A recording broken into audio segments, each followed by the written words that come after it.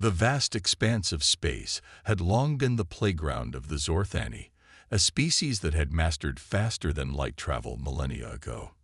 Their sleek, crystalline ships glided through the cosmos with an elegance that belied their immense power. To the Zorthani, the universe was a tapestry of possibilities, each star system a potential outpost for their ever-expanding influence. Commander Xyra stood on the bridge of the Stellar Seeker, her iridescent scales shimmering under the soft bioluminescent lighting. Her 6 eyes, arranged in a perfect hexagon, scanned the holographic displays surrounding her. The ship's sensors had detected a new solar system, one that showed promise of harboring life. "Report," Xyra commanded, her voice a melodic trill that resonated through the ship's neural network. Science Officer Vex's tendrils danced over the control interface as he responded, "Commander, we've identified a planet in the habitable zone. Initial scans indicate a nitrogen-oxygen atmosphere, vast bodies of water, and signs of rudimentary technology." Xyra's antenna twitched with interest.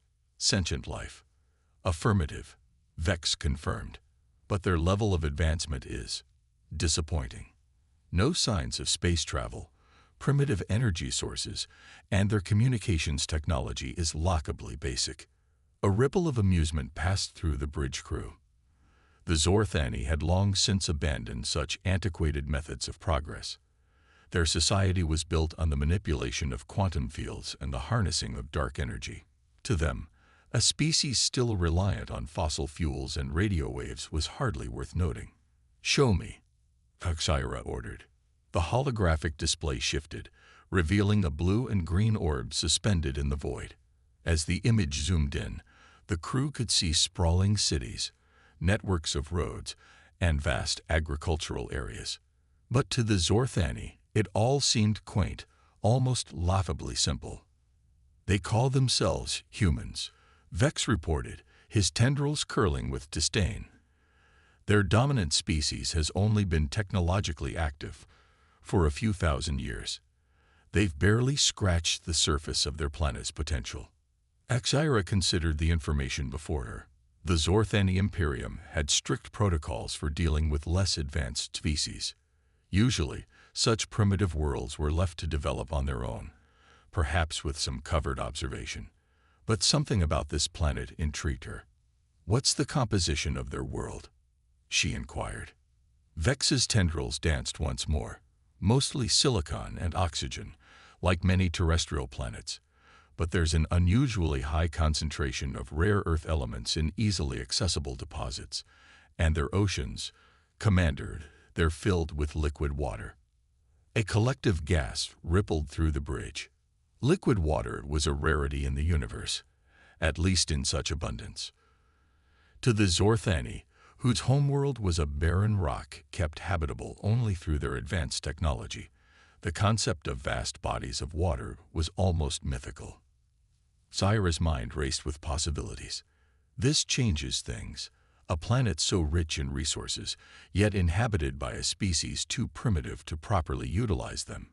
It would be wasteful to leave it unattended. "What are you suggesting, Commander?"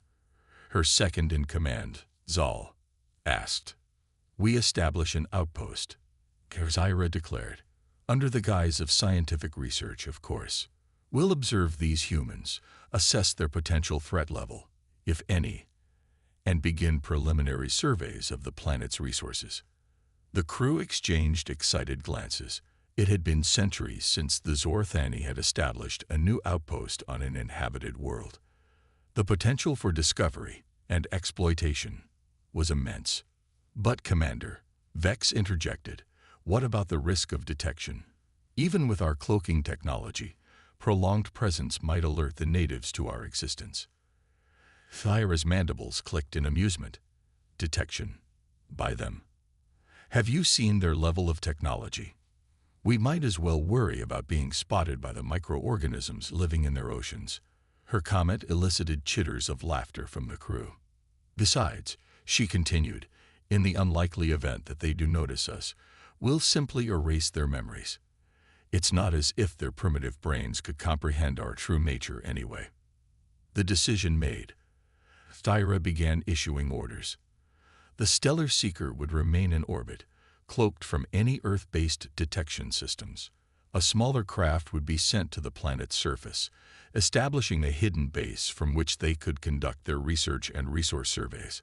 As the crew bustled with activity, Zyra allowed herself a moment of reflection. She gazed at the blue planet, spinning slowly in the holographic display. These humans, with their quaint cities and primitive technology, had no idea that their cosmic isolation was about to end. They were about to become a footnote in the grand expansion of the Zorthani Imperium. Little did Zyra know that this seemingly insignificant world and its inhabitants would soon challenge everything the Zorthani thought they knew about the nature of intelligence and the potential of life itself. As the first scout ship prepared to descend to Earth's surface, cloaked in a field that bent light and other forms of radiation around it, Zyra felt a strange sensation. It wasn't quite excitement, nor was it apprehension. It was something she hadn't felt in centuries of space exploration. Uncertainty. "Begin the descent," she commanded, pushing the feeling aside. "Let's see what secrets this water-rich world holds." The scout ship detached from the stellar seeker, its sleek form disappearing into the atmosphere of Earth. As it vanished from view, Zyra couldn't shake the feeling that they were on the precipice of something monumental. But surely, she thought, it would be a testament to Zorthani's superiority, not a challenge to it. How wrong she was. Unexpected challenges. The Zorthani scout ship, christened the Earth Diver, descended through Earth's atmosphere with barely a ripple. Its advanced cloaking technology rendered it invisible not only to human detection systems, but also to the naked eye.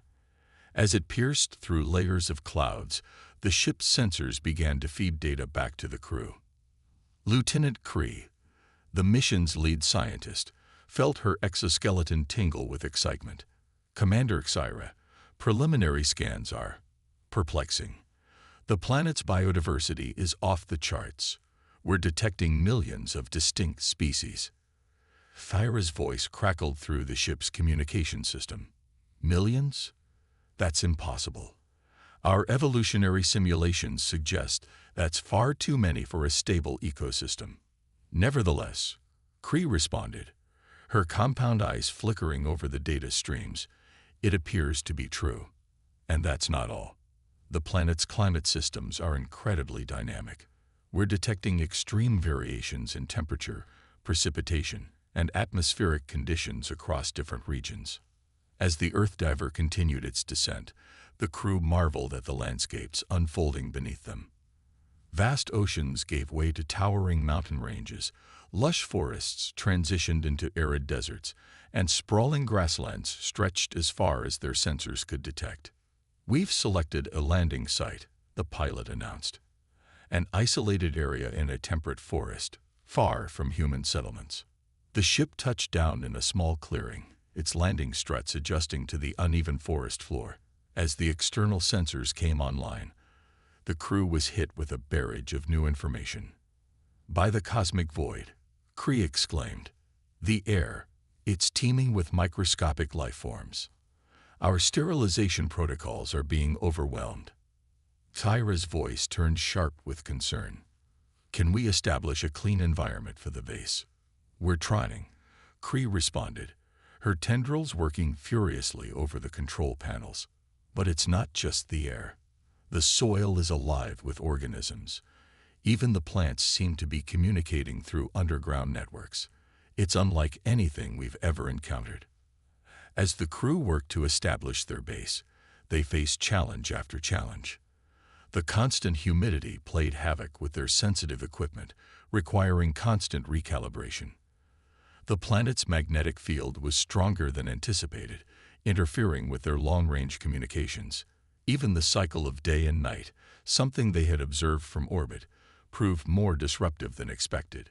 "Commander," Cree reported after their first Earth day, "we've had to abort 3 expeditions already. The forest is too dense for our hover units, the local wildlife is interfering with our sensors, and we've discovered that some of the plants secrete substances that corrode our protective suits." Ira's frustration was palpable even through the communication link. This is unacceptable. We are the Zorthani. We've colonized gas giants and established bases on the surfaces of stars. How can a mere terrestrial planet pose such difficulties? As if in response to her outburst, a low rumble echoed through the forest.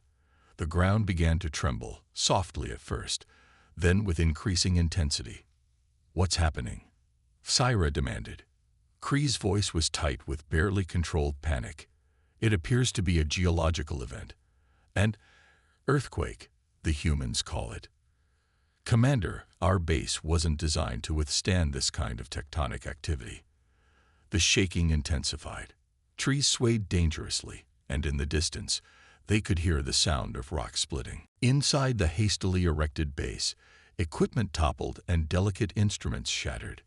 "Evacuate immediately," Thyra ordered. "Return to the ship and prepare for emergency liftoff." The Zorthani scrambled to salvage what they could, fighting against the heaving ground. As they retreated to the Earth Diver, a massive tree, its roots torn from the shaking earth, crashed down mere meters from their position. Once safely aboard, the ship lifted off, hovering above the chaotic scene below. From their vantage point, they watched as a chasm opened in the earth, swallowing a portion of their abandoned base. "I don't understand," one of the junior scientists said, his voice quivering. "Our geological surveys didn't predict anything like this." Kree, still shaken but regaining her composure, turned to her data panels. "It seems this planet is far more geologically active than we anticipated. These earthquakes appear to be common occurrences, varying in intensity and frequency across different regions." As the Earth Diver ascended back into orbit, the crew's earlier confidence had evaporated. They had come expecting to find a primitive world ripe for study and exploitation.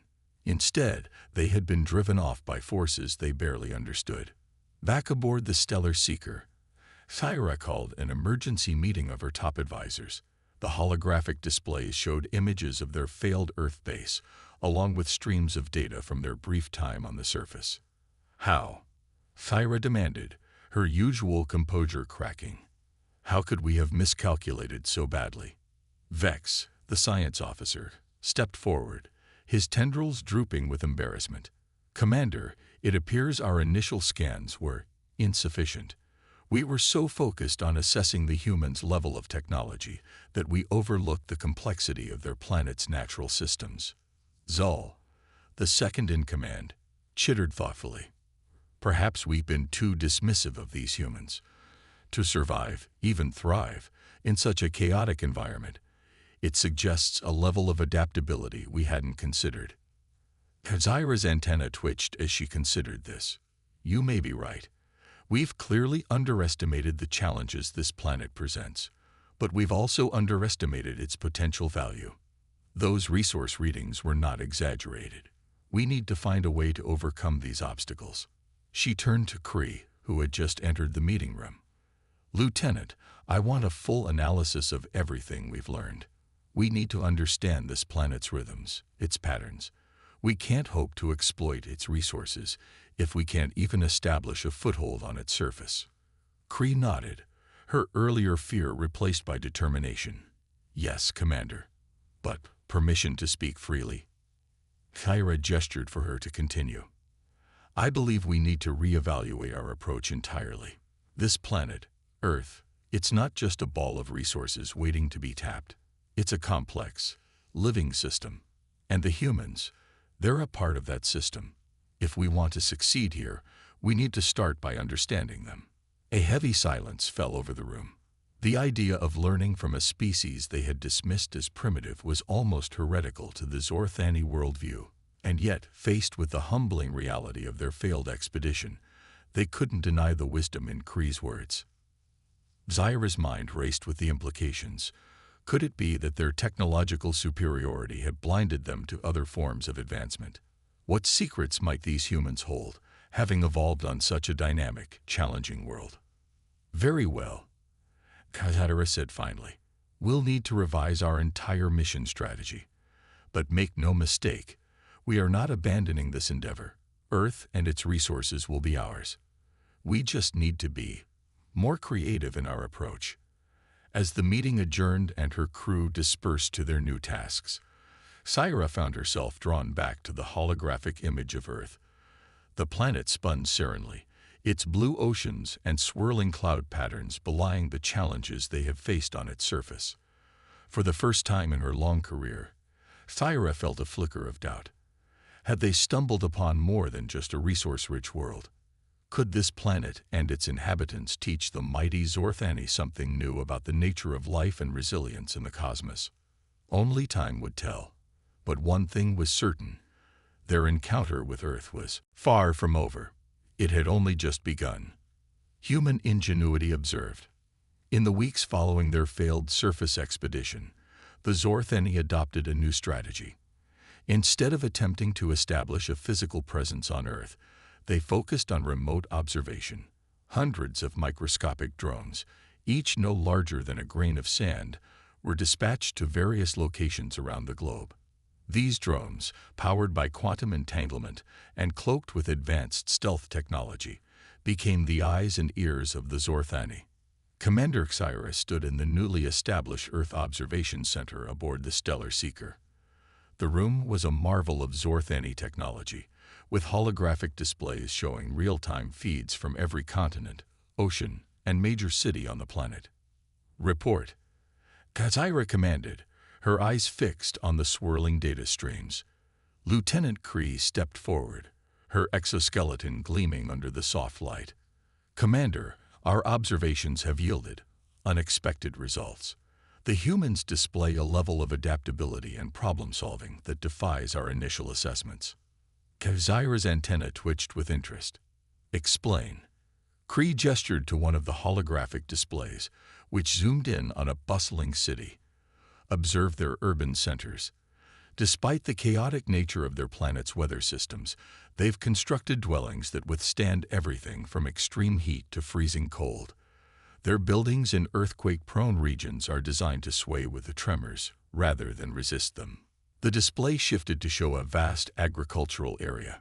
Their food production methods are surprisingly efficient, given their level of technology. They've developed crops that can thrive in a variety of climates, and their irrigation systems make use of natural water cycles. Vex, the science officer, interjected. But surely, these are just basic survival adaptations, nothing that truly challenges our technological superiority. Kree's compound eyes flickered with excitement. That's what I thought at first. But look at this. The hologram changed to show a series of laboratories and research centers. Their scientific method is elegant in its simplicity. They lack our advanced simulation technology, so they rely heavily on experimentation and observation. This approach has led to some remarkably innovative solutions. The display showcased a series of human inventions: solar panels that mimicked plant leaves, water filtration systems inspired by animal kidneys, and adhesives based on gecko feet. They call it biomimicry, Kree explained.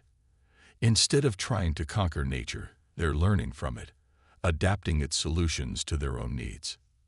Xyra found herself intrigued despite her initial skepticism. Interesting, but how does this compare to our own technological achievements? Kree hesitated for a moment. In terms of raw power and scale, we are still far ahead. But in terms of efficiency and sustainability, some of their solutions are remarkably elegant. They're achieving comparable results with far fewer resources. The commander's mind raced with the implications. The Zorthani had always prided themselves on their technological prowess, on their ability to bend the universe to their will. But these humans, with their limited tools and knowledge, were finding ways to work in harmony with their environment. Show me more, Syra demanded. The holographic display shifted again, this time showing scenes from around the world. They watched as humans navigated treacherous mountain passes, dove to incredible ocean depths, and even lived in the harshest deserts. Their physiological adaptability is remarkable, Kree noted. They can survive in environments that would kill most species, and where their bodies fail, they use their technology to bridge the gap. The display zoomed in on a group of humans in bulky suits walking on the surface of their moon. Xira's antenna quivered with surprise. They've achieved space flight, but we detected no significant off-world presence. It appears to be in its infancy, Cree explained, but the fact that they've managed it with their level of technology is impressive. They're using chemical rockets, a method we abandoned millennia ago as inefficient. Yet they've made it work. As they continued to observe, the Zorthani were forced to confront an uncomfortable truth.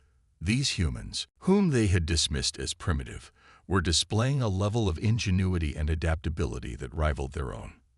They watched as humans harnessed the power of their planet's molten core for energy, as they developed artificial intelligences to solve complex problems, and as they pushed the boundaries of their understanding of the universe. "Look at this," Cree said, her voice filled with a mix of awe and concern.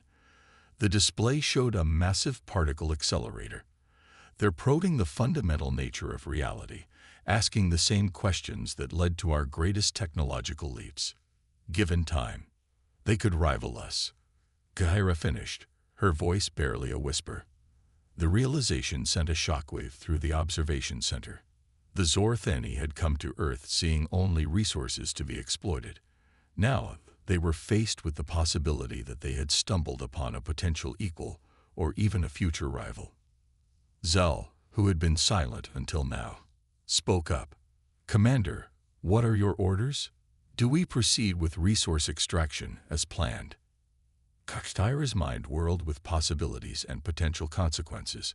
The humans' resource management was inefficient by Zorthani standards. It would be easy to justify taking what they needed, but the potential long-term consequences of such actions now seemed far more significant. "No," Xira said finally. "We need to reassess our entire approach.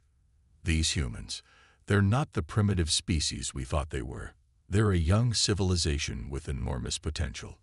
We need to consider the possibility of collaboration." A murmur of shock rippled through the crew. Collaboration with a less advanced species was almost unheard of in Zorthani history.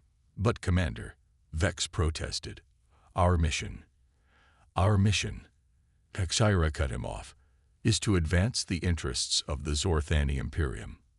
I believe we may have more to gain by learning from these humans than by simply taking their resources." She turned back to the holographic display, watching the myriad activities of humanity play out before her. "Prepare a report for the Imperium. We're going to recommend initiating diplomatic contact." As the crew bustled into action, Xira found herself reflecting on the strange turn of events. They had come to Earth expecting to find a world ripe for exploitation. Instead, they had found a mirror, a younger, more chaotic reflection of themselves. The humans' ingenuity, their ability to thrive in a world that seemed designed to challenge them at every turn, had forced the Zorthani to question their own path. Had their technological advancement come at the cost of adaptability? Had their drive to control their environment blinded them to the potential benefits of working in harmony with it? As Tyra gazed at the blue planet spinning in the holographic display, she realized that their encounter with Earth and humanity was more than just a mission. It was an opportunity to learn, to grow, and perhaps to forge a new path for both their civilizations. The journey that had begun with dismissal and near disaster was about to enter a new phase. The Zorthani were about to introduce themselves to humanity, and in doing so, they might just rediscover a part of themselves they had long forgotten. Cultural exchange. The day of first contact arrived with little fanfare from the human perspective. It was a crisp autumn morning when the Zorthani ships decloaked above major cities across the globe. The sight of crystalline structures hovering silently in the sky sent shockwaves through human society. Panic, awe, and excitement rippled across the planet in equal measure. Commander Xira stood before the United Nations General Assembly, her iridescent scales shimmering under the lights. The chamber was packed, with representatives from every nation on Earth present. Cameras broadcasted the historic moment to billions of viewers worldwide. "People of Earth," Xira began, her words translated through an advanced AI system. "We come in peace and with great interest in your world and your species. We are the Zorthani, travelers from a distant star. The chamber erupted in a cacophony of voices, a mix of excitement, fear, and disbelief. It took several minutes for order to be restored. Dr. Amelia Chen, the newly appointed human ambassador to the Zorthani, stepped forward. On behalf of humanity, we welcome you to Earth. Your arrival marks a new chapter in our history. We have many questions, as I'm sure you do as well. Thyra's antenna twitched in what the humans would come to recognize as a sign of agreement. Indeed, Dr. Chen, we have been observing your planet for some time, and we find ourselves intrigued. We propose an exchange of knowledge and culture to the mutual benefit of both our species. The negotiations that followed were complex and often fraught with misunderstandings. The Zorthani, despite their advanced technology, struggled to grasp many human concepts. Emotions, in particular, proved to be a sticking point. In a private meeting with Dr. Chen, Thyra expressed her confusion. Your species seems to make many decisions based on these feelings. How can you achieve consensus when each individual might feel differently about a situation? Dr. Chen smiled. That's the beauty of it, Commander. Our emotions don't hinder us. They drive us. They fuel our creativity, our determination. Yes, sometimes they lead to conflict, but they also inspire us to resolve those conflicts. The Zorthani found human art particularly perplexing. During a cultural exchange event, Lieutenant Cree stood before a Jackson Pollock painting, her compound eyes flickering rapidly. I don't understand, she said to the curator. What information is this meant to convey? The curator, Dr. Marcus Okafor, chuckled. It's not about conveying information, Lieutenant. It's about evoking emotion, provoking thought. What do you feel when you look at it? Cree's antenna drooped in confusion. Feel? I'm not sure I understand.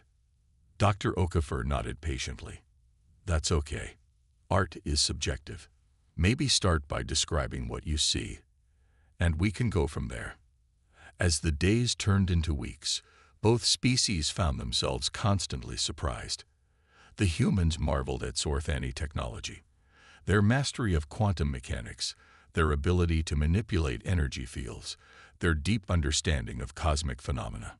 In turn, the Zorthani were amazed by human resilience and creativity.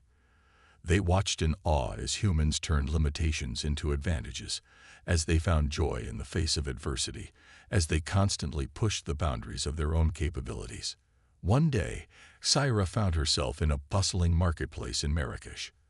The cacophony of sounds, the riot of colors, the mingling sense of spices and perfumes, it was overwhelming to her Zorthani senses. How do you function in such chaos? She asked Dr. Chen, who had accompanied her. Amelia grinned. This isn't chaos, Commander. This is life. Here, try this. She handed Sarah a small, steaming cup. Thyra eyed the dark liquid suspiciously. What is it? Coffee, Amelia replied. A beverage we enjoy. It's bitter, but many find it invigorating. Cautiously, Thyra took a sip. Her eyes widened, all 6 of them, as the flavor exploded across her palate. It was indeed bitter, but also complex, with notes she couldn't begin to describe. And there was something else, a feeling of energy, of alertness spreading through her body. This is remarkable, Thyra said, staring at the cup in wonder. A simple beverage, yet it affects your biochemistry so profoundly. Amelia nodded. We have many such substances, some for pleasure, some for health, some for altering our state of consciousness. It's part of how we explore our world and ourselves. The exchange wasn't always smooth. There were moments of tension, of misunderstanding. The Zorthani's initial dismissal of human technology led to some heated debates. Conversely, some humans were wary of the aliens' advanced capabilities, fearing potential exploitation. During the joint scientific symposium, a human scientist, Dr. Hiroshi Tanaka, challenged Vex. Your energy production methods are impressive, but at what cost? We've learned the hard way about the dangers of unchecked technological advancement. Vex's tendrils curled in irritation. Are you suggesting that we, with our superior intellect, have not considered the consequences of our actions? Dr. Tanaka stood his ground. I'm suggesting that sometimes, being too far removed from the consequences can blind us to them. Your technology is incredible, but our history has taught us that progress without wisdom can lead to disaster. The debate that followed was intense, but ultimately productive. The Zorthani began to see the value in the humans' more holistic approach to science and technology. The humans, in turn, were inspired by the Zorthani's grand vision of cosmic exploration. As the cultural exchange deepened, both species found themselves reevaluating their place in the universe. The Zorthani, who had long seen themselves as the pinnacle of evolution, were humbled by human adaptability and emotional intelligence. The humans, who had wondered if they were alone in the universe, now grappled with the reality of their place in a much larger cosmic community. One evening, as they watched the sunset from the top of the Burj Khalifa, Kyra turned to Amelia. You know, when we first arrived, we thought we had so much to teach you. Now, I'm not sure who the teachers are and who the students are. Amelia smiled. Maybe we're both, Commander. Maybe that's the point of all this, to learn from each other, to grow together. As the sky darkened and the stars began to twinkle, Syra felt a strange sensation. It took her a moment to recognize it. So foreign was it to her Zorthani nature. It was hope, hope for a future where their two species could work together, exploring the cosmos and facing its challenges side by side. The cultural exchange had changed both humanity and the Zorthani in ways neither could have predicted. As they stood on the precipice of a new era, the universe seemed both larger and smaller, vast in its possibilities, yet more connected than ever before. A new perspective. 5 years had passed since the Zorthani first revealed themselves to humanity. The initial shock and awe had given way to a complex, often challenging, but ultimately enriching relationship between the two species. As the sun rose over the gleaming spires of New Jakarta, Earth's first truly collaborative human Zorthani city, Commander Xyra stood on the balcony of the Interspecies Cooperation Center, her iridescent scales reflecting the warm light. Remarkable, isn't it? Dr. Amelia Chen said, joining Xyra at the railing. 5 years ago, this was just a dream. Now look at it. Xyra's antenna twitched in agreement. Indeed, I never imagined we would come this far, this fast. The city below them was a testament to what could be achieved when two vastly different species worked together. Zorthani crystalline structures seamlessly integrated with human architectural designs, creating a skyline unlike any other on Earth. Solar panels that mimicked the energy absorption capabilities of Zorthani scales covered many buildings, a product of joint research into sustainable energy solutions. The latest reports from the Mars colony are in, Amelia said, handing Xyra a datapad. The terraforming process is proceeding ahead of schedule. It seems the combination of our atmospheric processors and your gravity manipulation technology is more effective than either of us anticipated. Xyra scrolled through the report, her compound eyes taking in the information rapidly. Fascinating. At this rate, Mars could be habitable within a few decades rather than centuries. Your species might realize its dream of becoming multiplanetary sooner than you thought. Amelia smiled. Our species, Xyra. This is as much your achievement as it is ours. The commander felt a warm glow of pride, an emotion she had come to embrace over the years of working closely with humans. The Zorthani had indeed found far more on Earth than the resources they initially sought. They have found partners, innovators, and in many cases, friends. As they made their way to the main conference room for the day's meetings, they passed through halls lined with displays showcasing the fruits of human Zorthani cooperation. Medical breakthroughs that combine Zorthani biotechnology with human immunology research. New materials that incorporated the strength of Zorthani crystals with the flexibility of human-developed polymers. Quantum communication devices that allowed instantaneous connection across vast distances, bridging the gap between Earth and the furthest Zorthani colonies. The conference room was already buzzing with activity when they entered. Human and Zorthani scientists, diplomats, and leaders from various fields were engaged in animated discussions. Ira noted with satisfaction how comfortable both species had become with each other. The initial awkwardness and misunderstandings had given way to a genuine camaraderie. "If I could have everyone's attention," Amelia called out, bringing the room to order. "Today marks the 5th anniversary of the Zorthani Human Alliance. We've gathered here not just to celebrate our achievements, but to plan for our future." Ira stepped forward.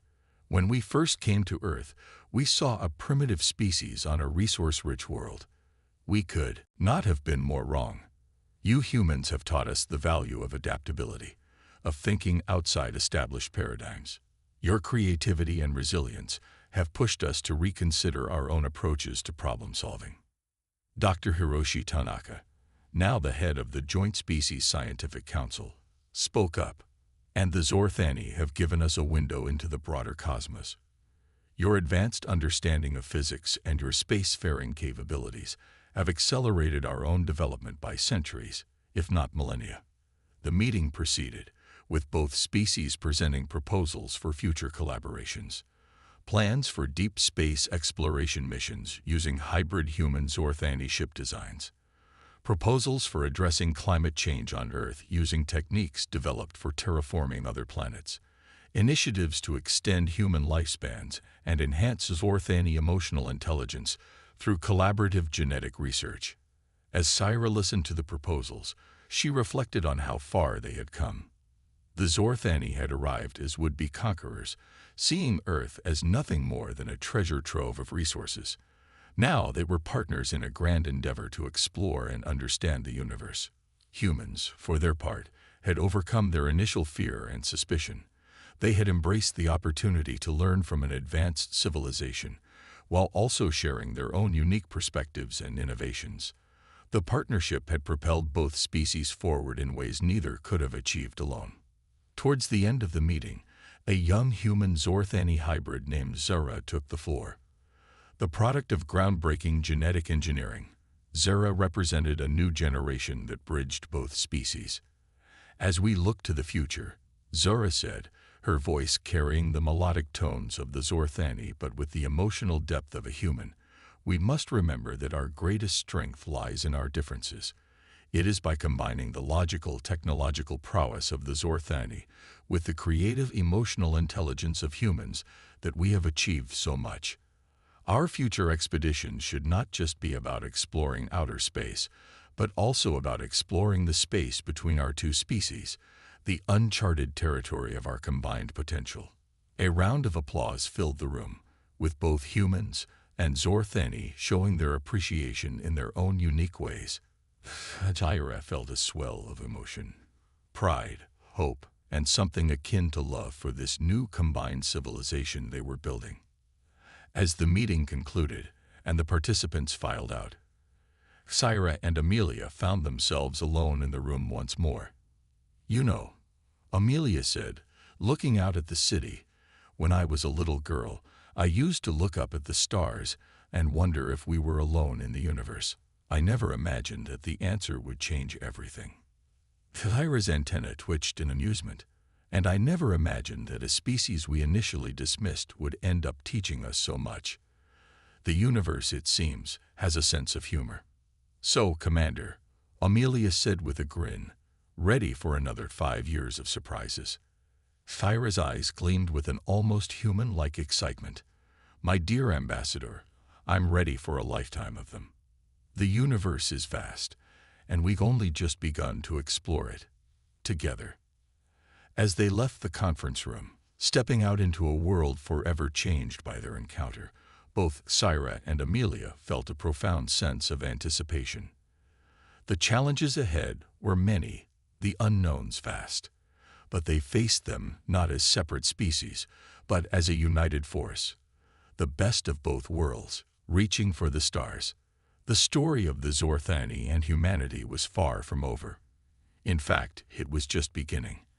And as the sun set on another day in New Jakarta, casting the hybrid city in a golden glow, it was clear that the next chapter would be written not by humans or Zortheni alone, but by a new civilization born from the best of both.